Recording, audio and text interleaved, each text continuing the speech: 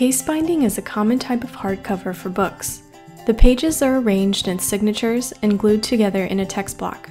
Then the text block is glued to the cover. In this tutorial, I'll show you how to case bind a hardcover book.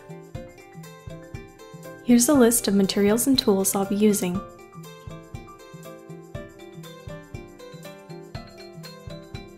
This tutorial will mainly focus on the cover, so to start, I've already made my text block.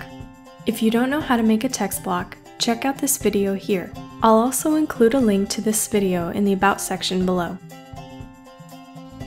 While making this text block, I added these headbands in the process. These are purely decorative and you don't have to include them, but if you want to, you can learn how to make your own in this tutorial here. I'll also include the video link in the About section below.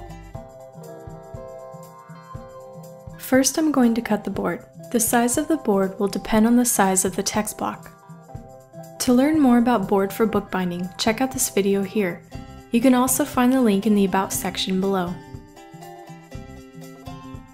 Here's how I measure the width.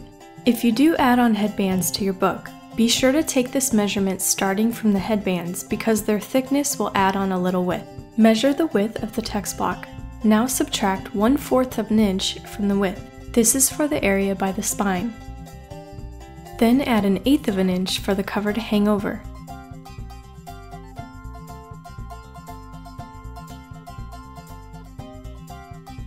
Now for the height, measure the text block and add 1/8 of an inch to the top and bottom.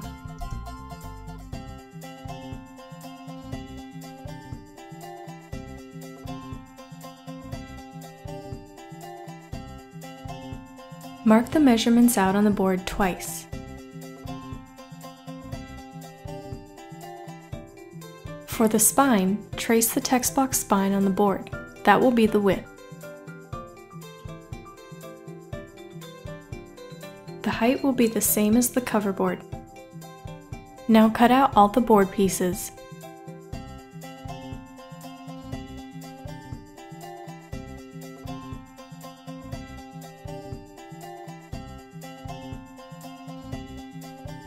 To wrap the cover, I'm using this book cloth I made. You can also use paper.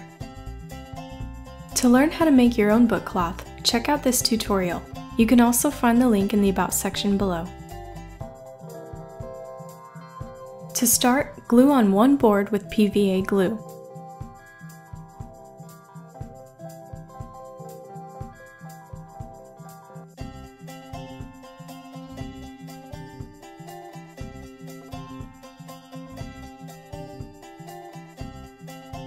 You can use the bone folder to smooth out any air bubbles. Now measure out 1/4 of an inch plus the thickness of your board. Use this measurement to make a gap on both sides of the spine.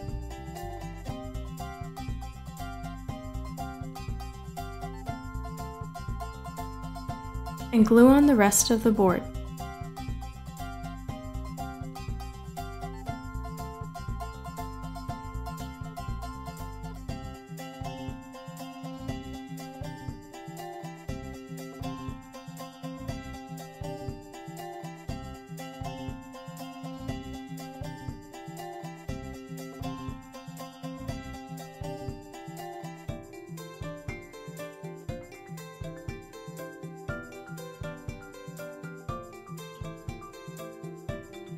You can smooth out with a bone folder.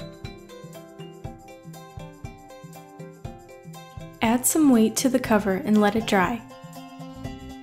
In the meantime, this is a good point to clean the glue off your brush with water and a paper towel and let that dry.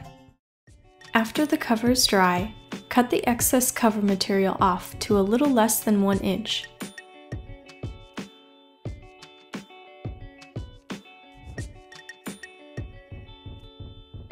Cut all the corners at an angle like this, and leave a small gap at the corner tips.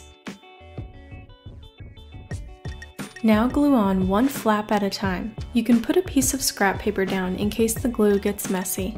If you bend the edge over like this, it helps the flap glue on evenly.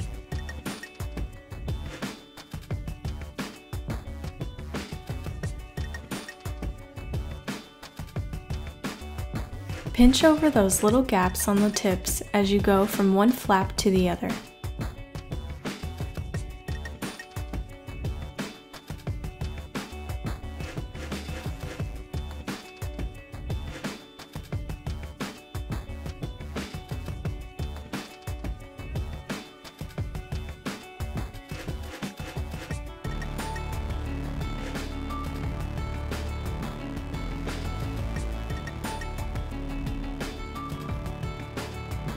Now glue the end pages to the inside cover.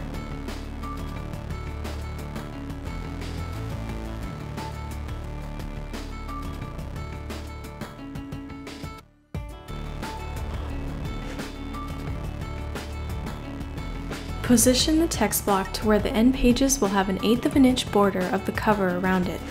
Run the bone folder across to ensure glued areas are pressed down. You can also put a piece of paper underneath the end page to protect the text block.